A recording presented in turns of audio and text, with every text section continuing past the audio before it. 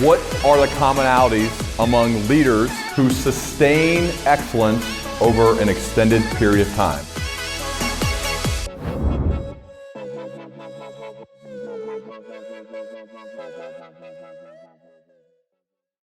All right, Susan, it's so great to have you back on the Learning Leader Show. Welcome. Thank you so much. It's so great to be here. I want to start maybe at a place that's you may not have been expecting, and this is a place of love, specifically Gonzo, aka Ken. Okay. You write about him in the acknowledgement section of your book, Bittersweet, which is an amazing book, and we're going to get to it. But on your second date with Ken, you shared with him the manuscript or some poems of a memoir you were writing, and later that night, he sent you an email. What did the email say on the second date that you went out with him? Yeah, I actually have it. I have it printed out Really? in my office. Yeah, so I literally can read it. It's like over there. In fact, you know what? I'm going to get up and get it so I can read it exactly to you, and I'll show it to you. Hold on one sec. This is great.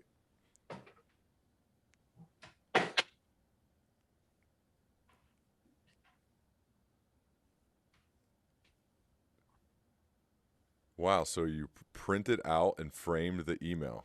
Yeah. I have to say, awesome. I love it. And I love it that you're starting with this. Yeah. It's really great. Yeah. Okay. So this is what it looks like. So you see how it's like all these letters are gigantic and in red? Like that's what the email looked like. It actually looked like that? I thought you changed that during the TED Talk. No, it looked like that. No. It totally looked like that. That's okay, can you really read what it looked like. Okay. So what it says is, Can you get a little bit closer to the mic? Sorry, I just want to make sure we can hear. Yeah, absolutely. Okay, I got distracted by trying to read it. I know. I'm sorry. It says, I want more. Give me more. I know you hate to be told what to do, but fuck you. Keep writing. And now we're getting into really big letters. Keep writing. Drop everything. Write. And now the letters get even bigger and red. And it says, right, woman, right. Second date? Second date. Yeah. So how did you guys get close fast to you could say something like that to a woman you obviously want to impress? Like, how did this go so fast?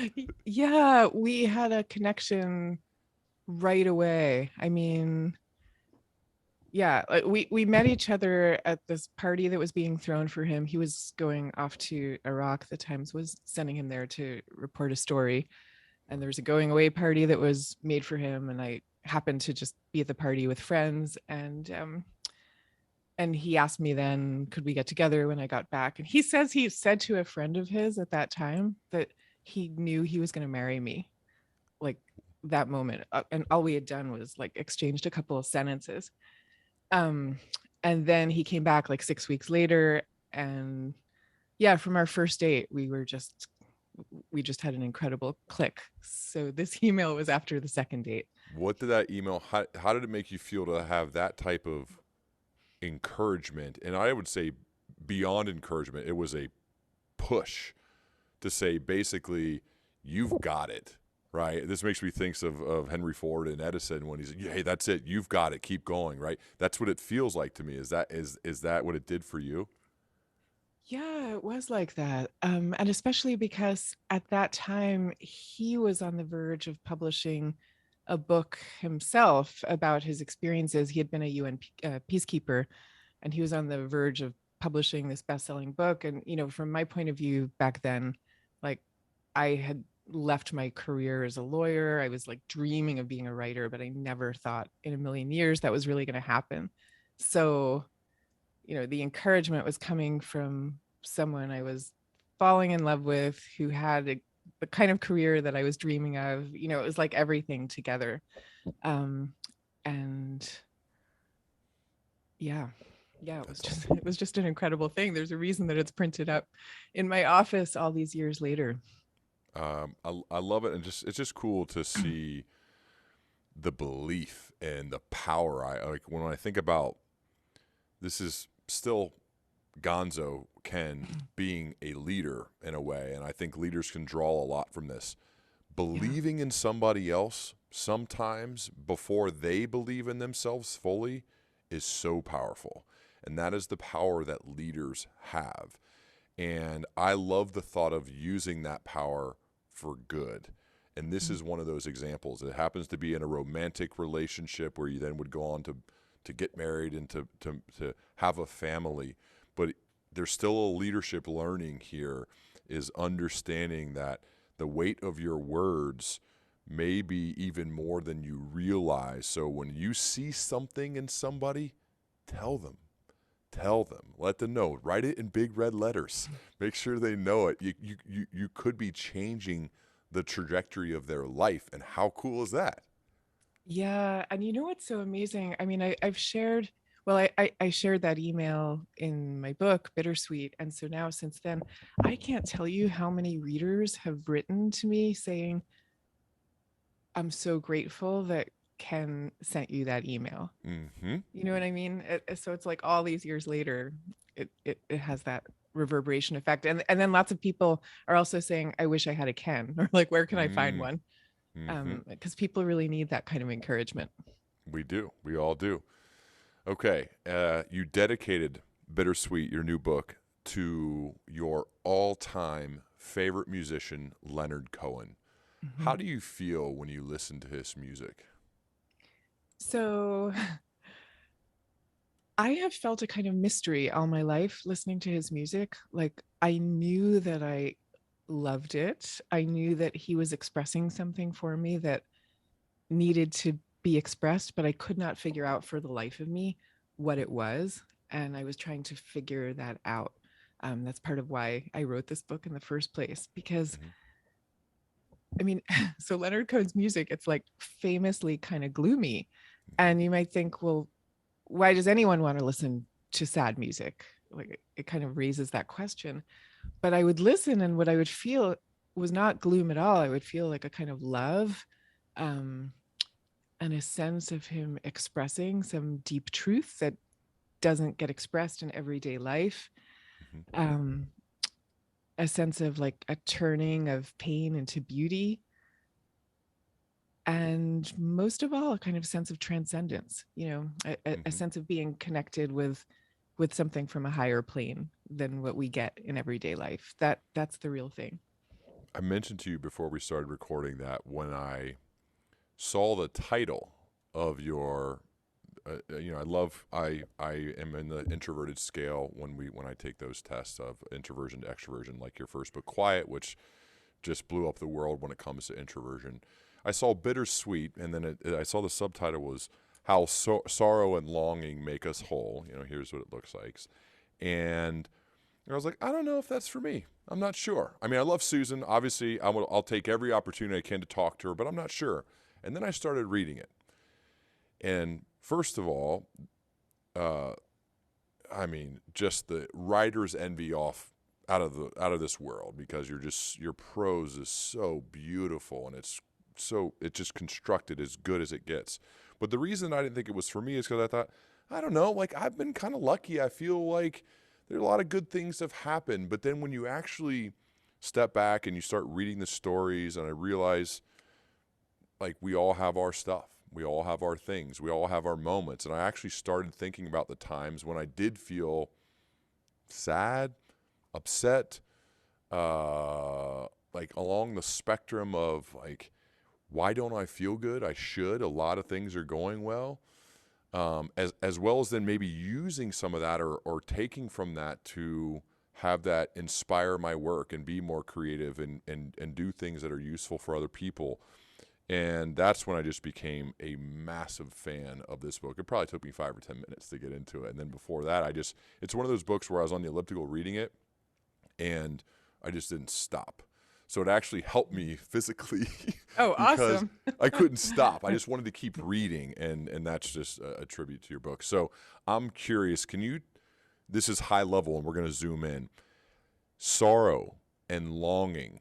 What first interested you in this topic to then try to figure out how this can make us whole, as the subtitle says? Yeah, I guess, it's really interesting to me to hear your experience of like first encountering the title of the book, because Mm-hmm. I know what you're talking about. Mm-hmm. I've been lucky, knock on wood. I've had my stuff in life, but I've been lucky to have a pretty good life. So I can actually imagine in a way reacting to the book's title just the way that you did. And yet there is this sense that I've always had, like you look around the world, right? And there's so much beauty side by side with so much tragedy. And that's really what I was trying to get at with this book, like that joy and sorrow are forever paired in this world. And Mm-hmm. that's really the only way that there is to understand the world. And it is a reality for all of us that the people who we love most, the things that we love most, are not going to be here forever. But that somehow the more you become attuned to that reality, it's like the more access you have to joy and to creativity and to human connection and transcendence. And it just struck me that there's this way of being in the world. I mean, that's what this book really is about. It's about a way of being in the world that recognizes these states deeply and gives a kind of hidden superpower, because the more we recognize this stuff, the more we can actually connect with each other, and the more we can tune into our most creative selves. And yet we're living in this culture that's telling us all the time, you have to put on a face that's like incredibly, almost unrealistically cheerful and optimistic and can do. And like all of those are wonderful aspects. I'm not saying they're not. I'm just saying they're not all that humanity is about. And we're basically told not to tell the truth of what we and our fellow people are all about. Um, and that means we're losing out on some of our greatest powers. How? What are some of the? I get tactical probably too fast at times. So what are some of the ways that people can use sadness for fuel to do great work, to impact people in a positive way? What are some ideas, some thoughts, some action people could take when they are feeling sad, they're feeling down, maybe they don't even know why, or maybe they do. And but a lot of musicians and artists and athletes, they use this as fuel and it makes them better. Some of the greatest creations of art, of music, were from people who would rate high on this assessment, which again we're going to talk about in a second because I took it. I'm excited to talk to you about. What are some ways that we can do that?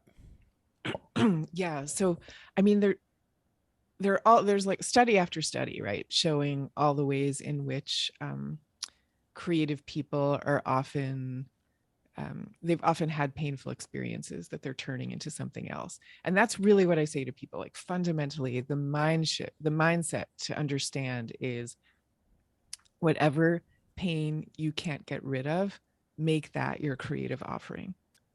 Make it your creative offering. And I want to be really clear here. I'm not talking about clinical depression, which is Mm-hmm. a whole other thing, which I don't wish on anybody, and it's also not good for creativity. I mean, it's actually like been documented that it's extremely difficult, if not impossible, to be creative in a state of outright depression, which is more about hopelessness and a kind of emotional numbness. So I'm not talking about that. I'm talking about a state where you are you're like alive to all the experiences of the world. So you're alive to the beauty of the sunsets, and you're alive to your pain and to other people's pain. You're alive to it all. And that's the state from which you can be most creative. Um, and so it's actually when you're in your moments, when you're actually in your moments of whatever the emotion is that you're feeling most intensely, that's when you should go and do the part of your creative project that requires the most, kind of heart and soul to it. Um, and I'll give you just an example Yeah, from my life when I was writing this book, which is yeah. like, so I started writing this book long before the pandemic. I had no idea that was coming, but it came. And it was like halfway through the book or something by then, and I lost my brother and I lost my father in the pandemic to COVID. And I remember feeling like, I remember going through like the whole vortex of emotion that you feel in the wake of losing people so unexpectedly. And I remember a moment I was like sitting right there on the couch and thinking, do I want to write right now or don't I don't know.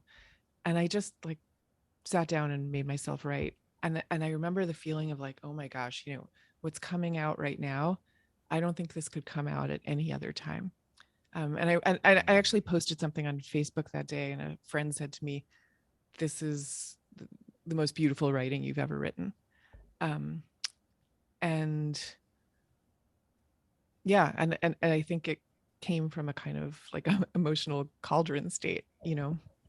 Yeah, So there's a question of like tuning into that. And it's like what creativity is it's taking X and transforming it into Y. yeah, And very often X is something painful. yeah. It's finding a way to use that for good. I don't know why I think of some funerals. I think of death, and some of the most beautiful moments I've had with people where we've gotten very close were maybe right after a funeral, or when I just had one this a couple of days ago. I met somebody. He's become a fast friend. He's a leader, and his dad died, had a heart attack suddenly, and I just started asking him about it. I'm like, how did it change you? How did it impact you? How does it now? He is a husband and a dad. What did you do differently since then? And it went to such depth really quickly, and I felt like he appreciated it. I felt like he actually really wanted to talk. I could have been wrong, but I felt like he wanted to talk about it, and it led to this beautiful conversation about the experiences we were trying to create for our families, because that's what it's all about. Mm-hmm. And to me, it stemmed from a really sad thing, right? Like the worst, as you just happened to you, unfortunately, but it led to something really beautiful, of that. And now I feel like we got really close faster than most because we just went there. And that's what I encourage people, is maybe as weird as it sounds, like that's a good thing to do. Yeah, you know what you're making me think of? There's actually there's someone who I quote in the book. Let me see if I can find it quickly for you. Okay. Let's see. Yeah, here we go. I went right to it. So there's someone who talks about the experience she had at her grandfather's funeral. And she calls it the union between souls that she found there. And what she says is, I'm just going to read what she wrote. She said, my grandfather's barbershop chorus sang him a tribute. And for the first time in my 14 years, I witnessed tears cascading down my father's face. That moment, with the lilting sound of men's voices, the hushed audience, and my father's sadness, is permanently etched on my heart. She says, you see, when I think of it, it's not the sadness that I most remember. It's the union between souls. When we experience sadness, we share in a common suffering. It's one of the few times people allow themselves to be truly vulnerable. It's a time when our culture allows us to be completely honest about how we feel. And I think this is a huge thing from a leadership point of view too, the union between souls that comes only when we are sharing what we truly, truly experience. Um, and humans are designed this way. Like there's all kinds of evolutionary reasons for it we could get into if you want, but we are actually built to unite around shared sorrow. Doesn't mean we have to go there all the time. It doesn't mean we don't also want to bond around, like dancing and celebration, because we do. That's a different type of bonding. It's just that this is one type of like really profound outpouring of the heart that joins us together, that we just need to know about. You also write in the book, what does sadness do? Sadness triggers compassion. It brings people together. The word compassion literally means to suffer together. And I don't want this to feel dark. I know there's the opposing views here. I think this Sure. is beautiful. Like, I think thinking of this and sadness and compassion and people coming together is awesome. And so that's why I was excited to talk to you about this, because I think if everyone pauses for a second and think about times when you've come together, there's a lot of times it's because of something was really tough, and you may have been sad, or maybe collectively you were. And I think that aspect of compassion means to suffer together. I didn't realize that. That blew my mind. Can you share more about that? Yeah. So, I mean, maybe we should talk about Darwin for a second, because everybody thinks of the lesson of Darwinism as being survival of the fittest, right? And there's a lot to that. But what Darwin had actually noticed, and by the way, Darwin was actually like this incredibly, gentle, melancholic type of personality. He couldn't stand the sight of blood. His dad had wanted him to be a doctor, but he just couldn't stand blood, so he went to the Galapagos instead. And anyway, like Darwin, he completely noticed all the cruelty and the violence and the competition among animals, but excuse me, what he wrote about in The Descent of Man is that the most fundamental, he said, the strongest impulse that mammals and humans seem to have is this drive that causes us to suffer with other beings. So like you see another being suffering and you feel it yourself, and it's something that's just happening automatically. You have no control over it. And so 150 years later, there are now researchers who are looking into this, and one of them, Dacher Keltner at Berkeley, he calls this the compassionate instinct. And basically what they're discovering is that because the only way the species survives is by being able to respond to the cries of our infants, we were therefore designed to react to the cries or the distress signals of other beings in general. And you see this throughout our bodies. Like we have a vagus nerve which runs from the spine into our torsos. It's like the biggest collection of nerves in our bodies. It regulates our breathing and our digestion. And also, when we see a being in distress, our vagus nerve reacts to it. So, and it's happening in an involuntary way, a very fundamental part of our physiognomy. So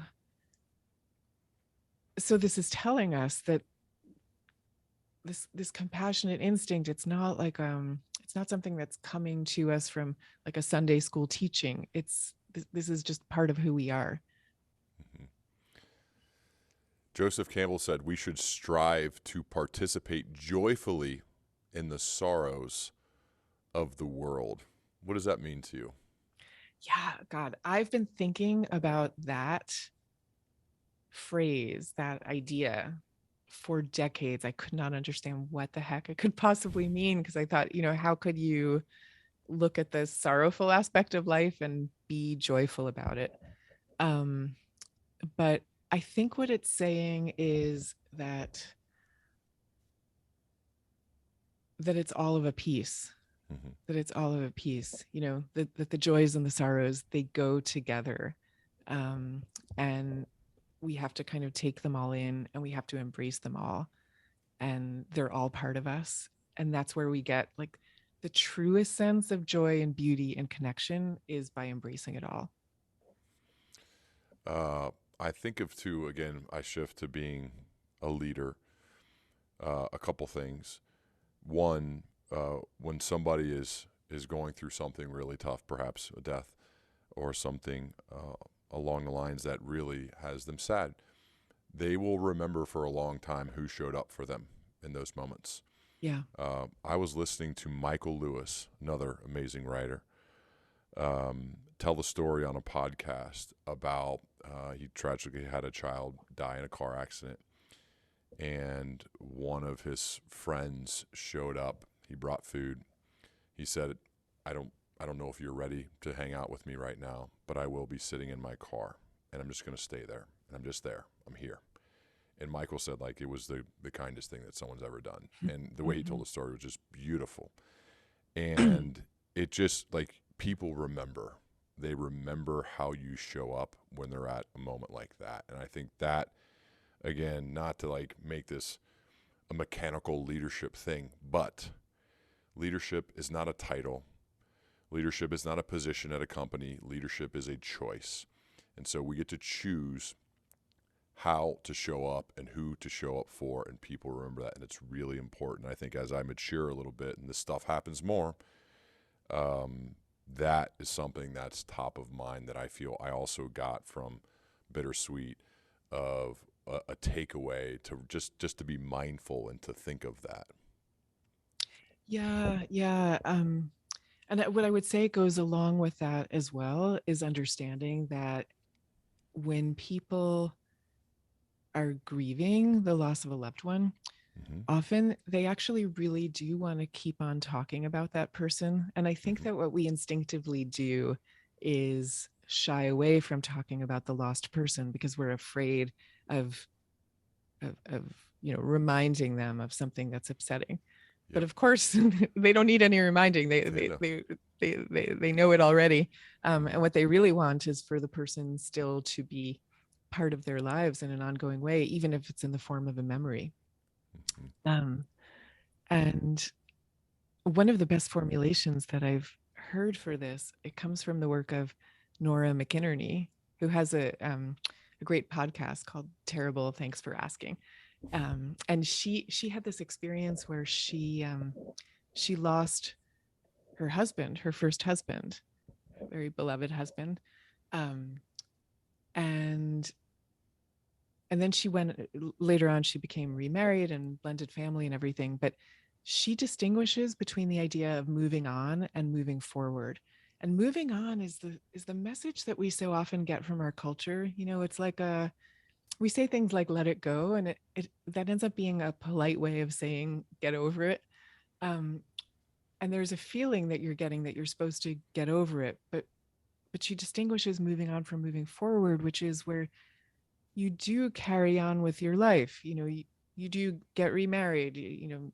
The family continues. But what she says is she's carrying her lost husband with her all the time. He's part of her life still, and he always will be, because the person she is, who's now married to another man, is the person she is because of who she became with him. And I really like that idea that there is a way always to move forward without leaving behind everybody we've been and everybody we've loved in the past. I love that. You created a quiz, the Bittersweet quiz, which I took, and I'll reveal my score. I want to share some of the questions first. I'm going to encourage people to take this at Susan's website. But the Bittersweet quiz has questions like, it's 1 to 10 scale. Do you tear up easily at touching TV commercials? Are you especially moved by old photographs? Do you react intensely to music, art, or nature? How have others described you as an old soul? Do you find comfort or inspiration in a rainy day? I'm a 10 on that one. Are you moved to goosebumps several times a day? Yes. Do you feel elevated by sad music? Do you tend to see the happiness and sadness of things all at once? So 1 to 10, and you rate your score. I scored a 7.1 on your assessment, Susan. So that's the top end of it. And it said, if you scored between 5.8 and 10, you are a true connoisseur of bittersweetness, the place where light and dark meet. Can you talk more about this assessment? You can comment on my score as well, and the usefulness of this assessment for all people. Yeah, absolutely. Excuse me. So I developed this assessment with two friends, Scott Barry Kaufman and David Yaden, who's a research scientist at Johns Hopkins. And it was really interesting. We not only came up with the assessment, but we tried to figure out, for people like you who score high on it, what does that mean? Yeah. And we found that people who score high on this bittersweet scale also score high on states of awe and wonder and spirituality. So I wonder if that resonates for you. Like if you feel like you easily access states where you're just in a state of like wonder at the world. Yes. Yeah. And then also people who score high in it also tend to score high in absorption, which predicts creativity. And you're obviously a very creative person, so that's not surprising. What's interesting also about the scale is that I think there's two ways of coming to it, or two ways of coming to a high score on the scale. One is that it seems to it's also correlated with people who have a highly sensitive temperament, which is the temperament that was identified by Elaine Aron, of people who just react really intensely to everything that life offers, right? So like you react intensely to the beautiful sunset, you react intensely also to the obnoxious construction sounds outside your window, whatever it is, like you're a reactor. Yeah. I think of at home, like when I regret it, why didn't you clean up your dish? Well, because they're 12 years old. That's why. Like it happens. Chill out, dude. Yeah. So some people are born into this bittersweet state, I would say, by virtue of having been born with a sensitive temperament. And that's about 15 to 20% of people. But then there's also a lot of people who come to it via life experience, which is something I think you alluded to. You alluded to, well, as you get older, you're starting to notice all of this more. So there really are two ways of coming to it. But it's also worth saying, I'm always like amazed by the variety of human experience. So if you're someone like me, or maybe like you, who scores high on this quiz, it's hard to imagine being any other way. I think I read a footnote in the book that though this is introversion, extroversion, there wasn't really any correlation. Did I read that right? You did read that right. Okay. And I had the same surprise that I think you're expressing with your question. I did expect there to be more of a correlation, but the correlation turned out to be more with sensitivity, as I say, than with introversion itself, which I guess isn't so surprising. And like there is a huge overlap in that about 80% of highly sensitive people are introverts. So I guess what it is that bittersweetness overlaps with the subset of introverts who are highly sensitive. But there are plenty of introverts who aren't highly sensitive. They're just introverted. When I look at the books that I've written, like, Quiet and Bittersweet, at first I thought of them as really separate books, very different topics. But I think what both of them are doing, and this is going to explain Angela, I think what both of them are doing is they're both talking about like hidden superpowers in a world that doesn't celebrate those particular powers. And like my view of the world really, and I think this really relates to leadership, is that there are many different kinds of powers on offer in this world. And we know this, right, from all the myths and the Marvel movies. There's lightsabers and there's wizards' hats and there's like, incredible Hulk-like strength. There's all these different things. And it's not like one person doesn't get to have all the powers. Each person gets maybe one of the powers or one or two of the powers. And the trick in this life is to use well the powers that you have access to. And so I think that somebody who scores, high on this bittersweet quiz has access to a particular set of powers. Someone who scores low has access to a different set of powers. And we can all learn from each other. And one of the best things we can do is like be self-aware enough to know which powers we have and which we don't, and partner with people who don't. Partner with people with the opposite powers. Right. Like I feel like if Angela and I ever did some sort of project together, it would be awesome because we would be bringing such different views of the world into it. Yeah. What are your powers? What are, when you sell your self-identified strengths, like where are you at? Well, I mean, especially like from the bittersweet perspective, I think that the powers that come with it, it's there's a particular type of creativity that you have access to.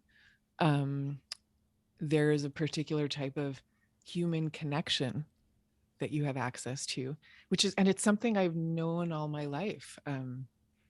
That feeling of connection that comes from like being truly, like sharing in the really fun moments. You want the moments with your friends where you're just cracking up about some shared joke or whatever, but you also need the moments where you're completely opening up about something, like one of the pains of life that you might not share with somebody else. That's part of what forms your friendship, is that you're connecting with each other on that, in that realm. So I'd say it's creativity, it's connection, and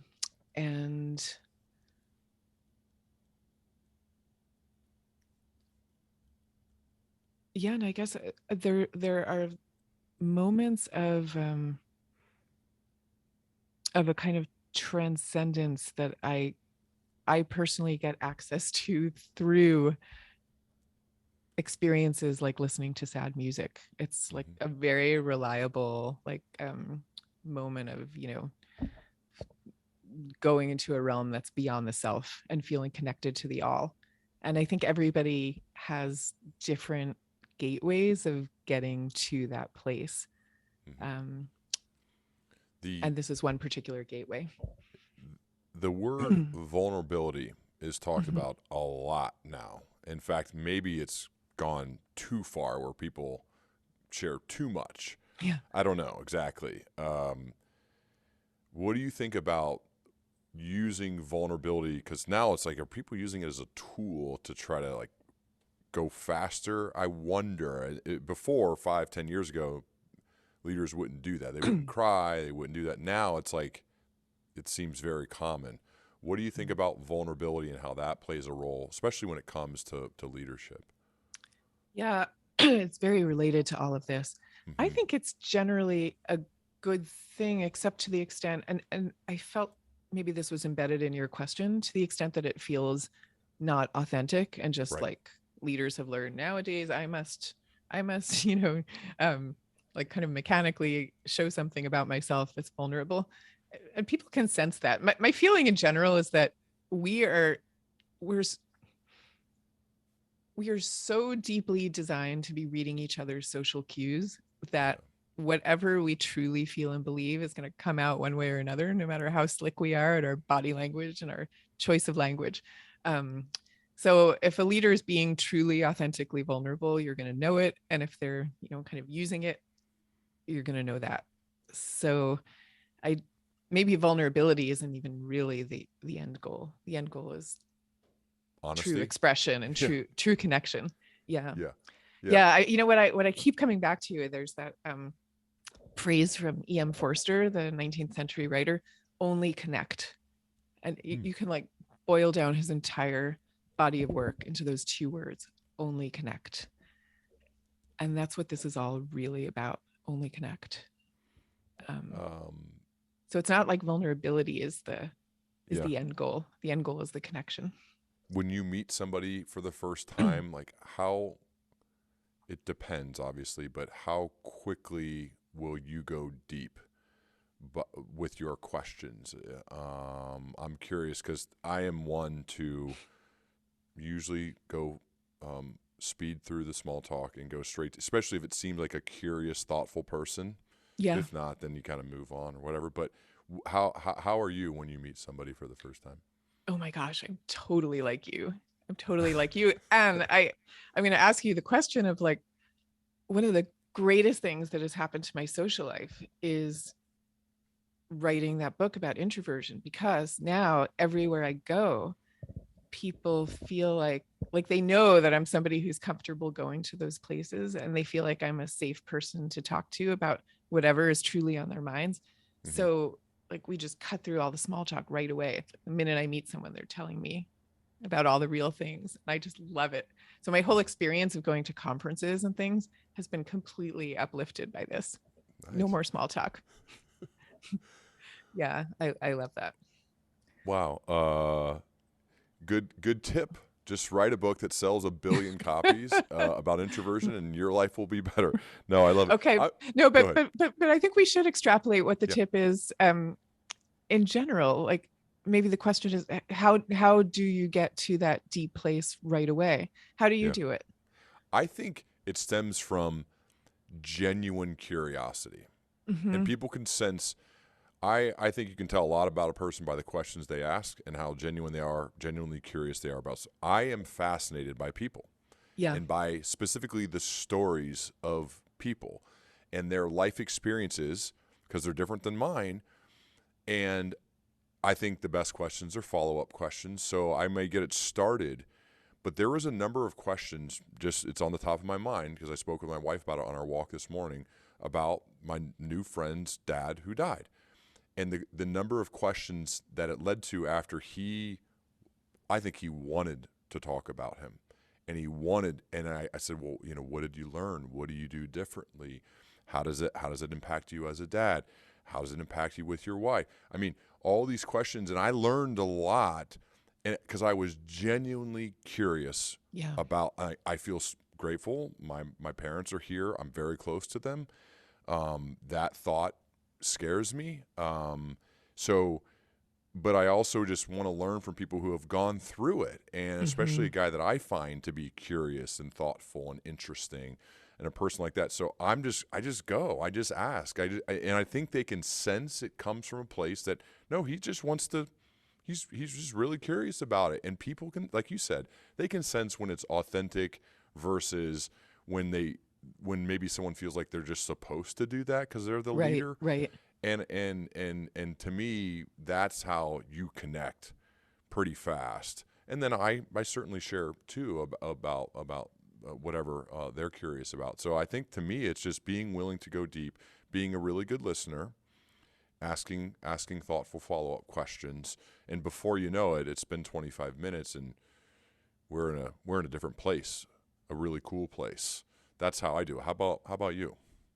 I would say it's very, very similar to that. Yeah. And I always think the tricky part is like, how do you get into the conversation in the first place? Yeah. But I think almost however the conversation starts, excuse me, there's almost always questions that come into my mind that I just really want to know about the person. And then we're off to the races. And for me, sometimes the tricky thing is not asking so many questions that it feels like an interview. Yes, I messed that up. Yeah, and especially I'm guessing for you because you do podcasts, you're probably in the habit, right, of Very always much so. asking the next question. Yep. But that's also an introvert thing too. Introverts tend to want to take the attention away from ourselves and ask questions of other people. So that's something I've had to learn, to make it much more of a give and take. I have to like override my curiosity that way. Yeah. If you go out to lunch with somebody and you notice that your food is completely gone and they have not eaten yet, that's because you've asked too many questions and they have not had a chance to ask any questions. Exactly. This happens all the time where my food is completely gone and they have not had one bite of food. And I'm like, wait, I'm genuinely curious. That's why I'm asking the questions, but they haven't had time to even take a bite of food because I'm just asking them. So I guess it's better if the food consumption goes at a similar pace, maybe. That's probably a better lunch. But that's anyway. a really good meter, but Yep. I screw it up all the time. Anyway, I'm this may be a left field question, but we talked about sadness and we talked about how to use it as fuel. What Susan, what do you do for fun? Like, what are the most fun aspects of your days? I'm really curious about that.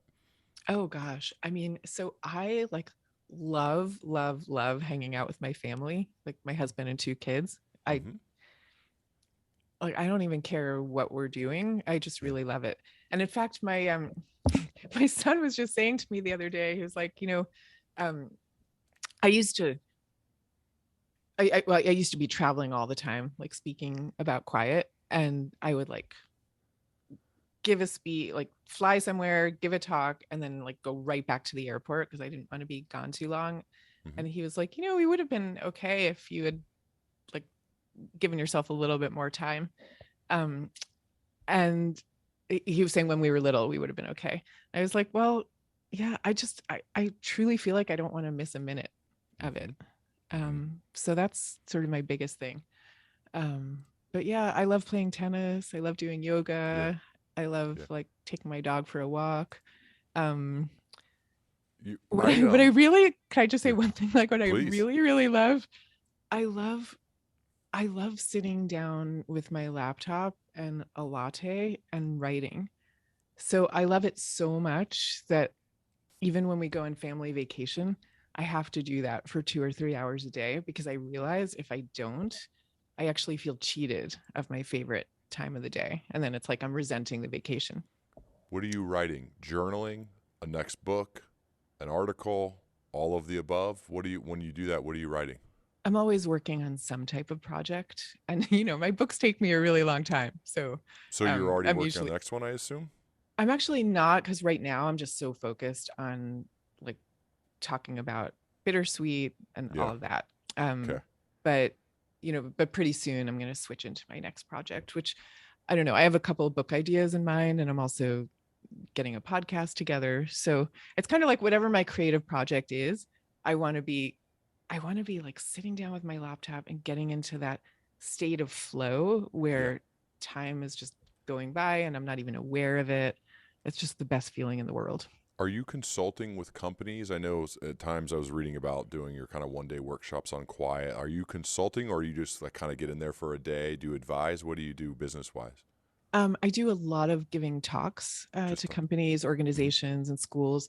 But I do advisory work also. Like sometimes people just want, help in thinking through how Yeah. to manage their executive team and the introverts and the extroverts and how do you harness everyone's strengths. So I'll come in and help with that kind of thing too. Speaking of one of your kids, Eli, I believed, gave you a post it note when you were really struggling during the writing process. Yeah. And it said, I know it's hard, but just say to yourself, I can do it. So it, the apple does not fall far from the tree. I sense this, but what a cool thing! Like, what a cool moment from your son. Can you talk about that moment? Yeah, I actually just teared up just as you Oh, as you reminded me of that. Yeah, I don't know how old he was at the time. He's 12 now, so he was probably like 8 or so. amazing. I just remember I was like sitting at the kitchen table, like tearing my hair out over how to structure a chapter. I couldn't figure it out. And yeah, and he just like wrote that down on a post-it and put it on top of my computer, where I could see it. Hmm. And it was so amazing. It was like the empathy of it, but also the fact that that was what we had been trying to teach him, Mm, all his life. Like things are sometimes hard to master, but you can do it and you can keep going. And we would say to our kids, just I'm Sam, I'm Eli, and I can do this. Um, mm. and and they really do live that way. And so to know that they had absorbed the lesson for their own selves and had the empathy to then pass it on to the next person, I felt like that was like a pinnacle of parenting moment. Speaking of that, this is a selfish question, but there are other parents. What are you don't? This isn't like your sweet spot, but I sense you're really good at this. Like general philosophies on having a great marriage and being a great mom and dad as you guys partner together. Um, Wait, the marriage or the is the Both, question about the marriage or the both, parenting? both. Take the marriage first. Yeah. I think it's about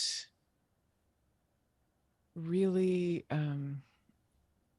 it sounds like such a cliche, but like supporting each other through Mm-hmm. all your different projects, everything that matters most to you.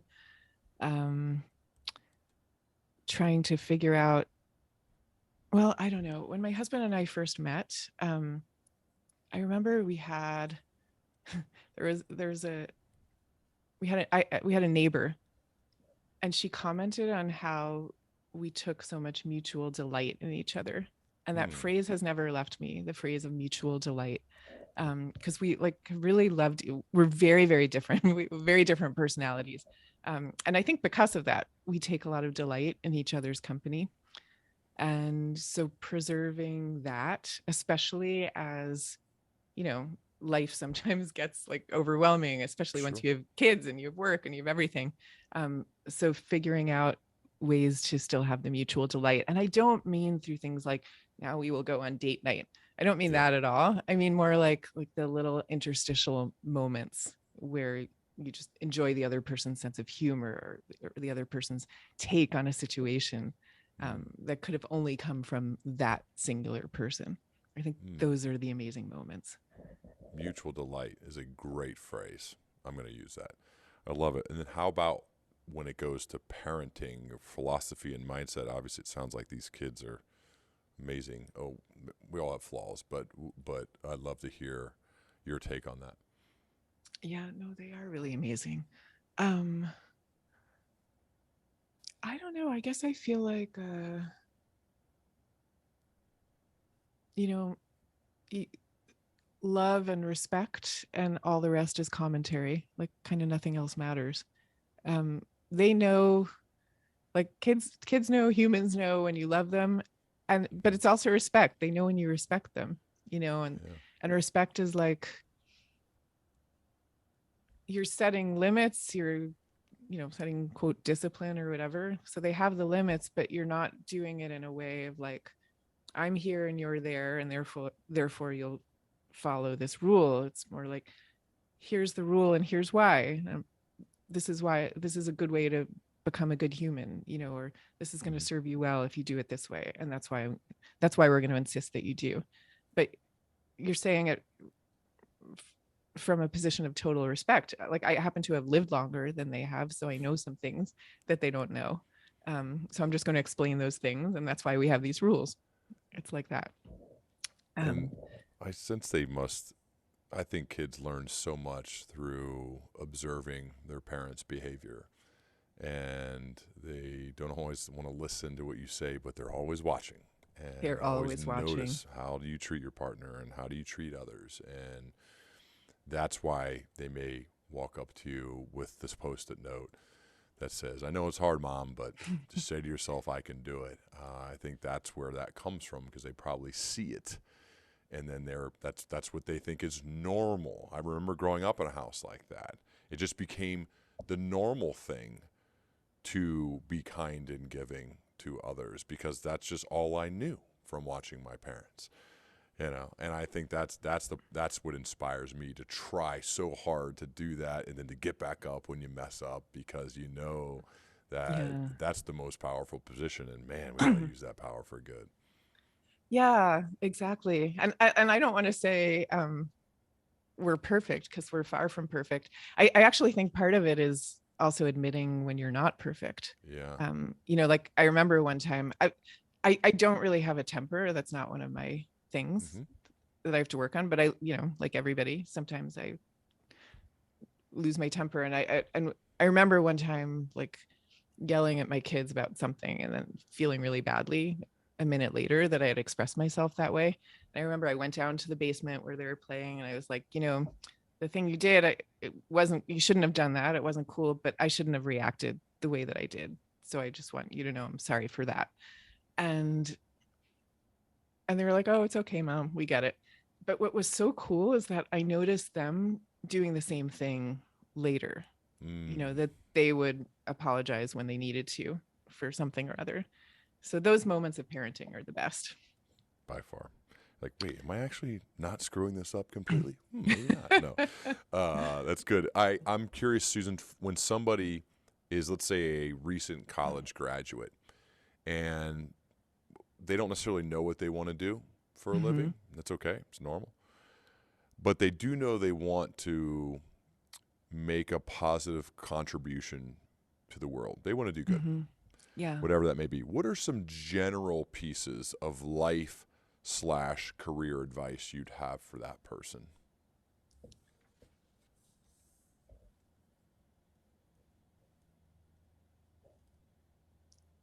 I guess I'd say you have to find a way to do it. Life can sweep you up really quickly. And I say this as somebody who spent almost 10 years as a corporate lawyer before I ended up doing work that I, find so intensely satisfying. Um, what if you, especially if you're somebody who's like pretty ambitious and driven and dedicated and all that stuff, like whatever path you take, you're probably going to get absorbed right into it, and you might find that you don't have that much time for other things. So I guess I'd say choose carefully, especially if you're that type of person. um, but I will also say, like, when I made the choice to stop that particular pathway and start writing, um, it's really important to establish a backup plan, because you're actually a lot freer creatively, um, if you know that you have a plan B to fall back on. Whereas if you feel like you're out there with no safety net whatsoever, it actually takes up a lot of mental space. So, like, when I started writing, I never really expected I was going to be able to make a living at it. So I had all these different sort of side hustle ways of making a living that I knew I could keep going with if I needed to. And I think that's not only financially sound, it's mentally freeing. And you're going to keep getting the message that, if you're truly committed to this thing that you want to contribute to the world, you would be willing to risk everything for it. And I think that's a stupid message. There's no reason to risk everything. Especially when it's creative output. I'm so grateful. This podcast went on for 3 years as a side hustle before I was Oh, able to wow. make Wow. it my full time living with everything associated that goes along with it.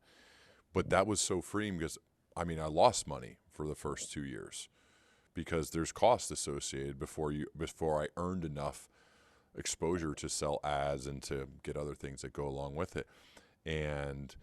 But it was I didn't care. I was getting to do this. I was going to talk to Susan Cain for an hour. There's nothing better. So to me, it was so freeing, and I think that made it a lot better. And then the results eventually came out of a sheer love of the preparation and then the actual execution.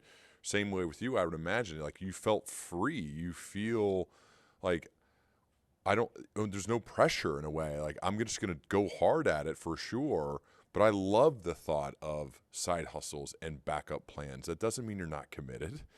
It means that you're setting the foundation. I think you're creating an environment for you to do your best work because you can be more Exactly. free. And I think that's the mentality I try to maintain. I would imagine. How are you able to maintain that now that this is, it's gone pretty sweet, but this is your full time. This is your profession. Well, I really honestly do feel like those first years that I had before I ever made a nickel from writing, Yeah. those years really set the foundation forever, because as you're saying, I thought of writing as the thing that I was doing that was purely a source of joy, that I was just doing for its own sake. Um, and I developed all these rituals around it. Um, like, I would write in my favorite cafe, sitting at a sunny window, having my latte and some chocolate. So, like, all those years I was associating writing purely with pleasure. And Mm. that has stayed with me. I'm really glad I had those years, because now, I do have the real life concerns of deadlines and, publicity and all those kinds of things that you have to think about. But I have enough of that foundation of joy that it's all built on, that always stays with me no matter what's happening. And I think that's really important, like Mm-hmm. the daily rituals that you put in place. It's like your mind is basically Pavlovian, right? So you have to train yourself to associate the thing you care about most with pleasure and joy. So good. The book is called Bittersweet: How Sorrow and Longing Make Us Whole. Look at this. It's awesome.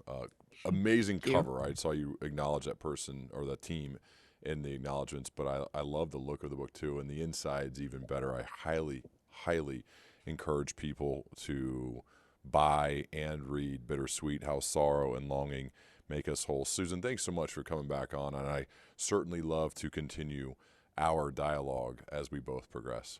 Oh my gosh, I would love that. I would love that. Thank you so much for having me on.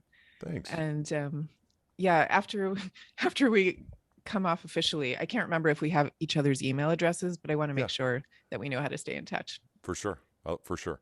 All right. Thanks.